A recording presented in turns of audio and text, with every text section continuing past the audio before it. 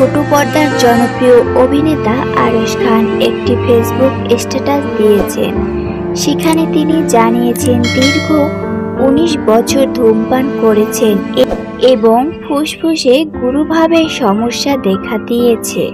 তিনি লিখেছেন, ফুসফুস প্রায় শেষের দিকে এবং সিগারেট ছাড়তে গিয়ে ভেপ গ্রহণ শুরু করেছেন, যার ফলে গত 6 মাস আগের ক্ষতির 3 গুণ বেড়েছে। ভেপ সম্পর্কে তিনি বলেন, ভেপের দ্বারা ফুসফুসের যে ক্ষতি হয় তার কোনো চিকিৎসা নেই, কোনো ওষুধ নেই, পুরো জীবনের জন্য ওই অংশ অকেজ।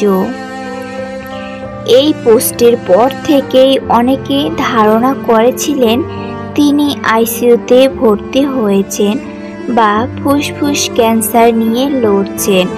তবে আজ 8 সেপ্টেম্বর আরশ খান নিজেই গণমাধ্যমে বলেন তিনি সম্পূর্ণ সুস্থ আছেন এবং কোনো শারীরিক জটিলতা নেই।